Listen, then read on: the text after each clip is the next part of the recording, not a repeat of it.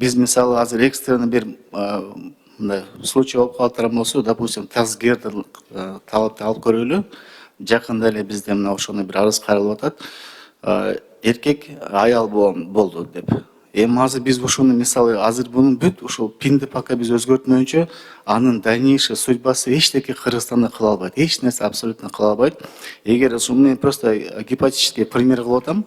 Эгер азыр ушуну биз мыйзамга бул гендердик талапты киргизүү үчүн өзүңөр билесиңер аябай көп сроктор деле өтүп кетет. Бул пример катары айтып атам. Мисалы эгерде Кыргыз Республикасы министрлик кабинети тарабынан аныкталат деп турган болсо, биз ошол жеңилирээк эле токтоо менен тартипке өзгөрүү киргизип, ошол жарандын көйгөй маселесин чечүү основной максатыбыз ошол эле негизи.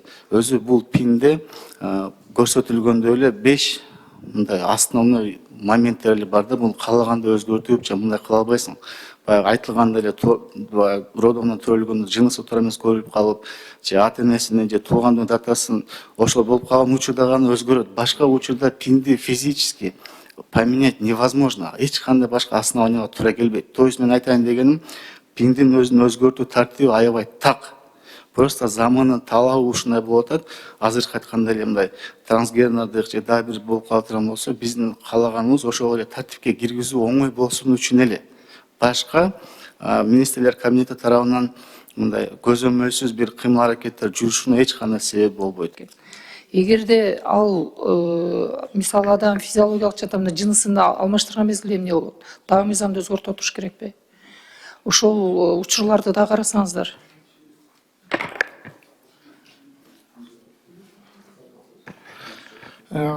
Ал суроо боюнча биринчиден актылык записине жынысын алмаштырган күнү медициналык справка негизинде актылык записине өзгөртүү киргизишет. Ал бизде мыйзамда каралган, башка мыйзам менен каралган.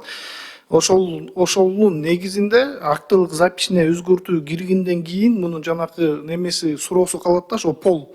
Пол алмаштыруу ал бизде мыйзамда бир бул аялдар, 2 эркектер деп кеткен да. Азыркы мыйзам бизге именно ошо полун алмаштырган убакта. Мен сиздин сөзүңүздү бузуп койдум, мен түшүндүм. Мына уксаңыз мындай деп турат. Коопсуздук чараларын көргөн орган менен ыйгарым укуктуу мамлекеттик органдардын ортосунда ведомстволор аралык өз ара аракеттенүү актысы деп турат. Бирок бул жерде медициналык тармак киргизилген эмес. Сот, кылмыштык, кылмыш жаза сот өндүрүшүнүн катышуучулары деген конкреттүү так киргизилген. А эмнеге медициналык жактан, физиологиялык жактан өзгөртүүгө дуушар болгон дене бою адамды деле ушуну киргизген жоксуздар. Бул жерге азыр мына ведомстволор аралык бири-бирине байланыш аракеттенүү актысы деген жерге кылмыш жаза киргизилген, а физиологиялык жактан жыныс алмаштырылган деген киргизилген эмес. Андай болсо кылмыш жаза баарын ар бирин бөлүп отурбай эле жалпылап эле ведомстволор аралык аракеттенүүнүн негизинде рухсат берсеңиз, ооба, бизге буга чейин практика боюнча жынысты алмаштыруу маселелери болсо, биз это воспринимали как ошибочные написи деп мындай биз ошондой иштеп келгенбиз да буга чейинчи. Себеби дегенде баягы роддомдон төрөлгөндө ошондой ошибкалар болуп калат болсо, кийин аны доказывать этип туруп туурасын чыгарып биз пинди өзгөртүп беребиз.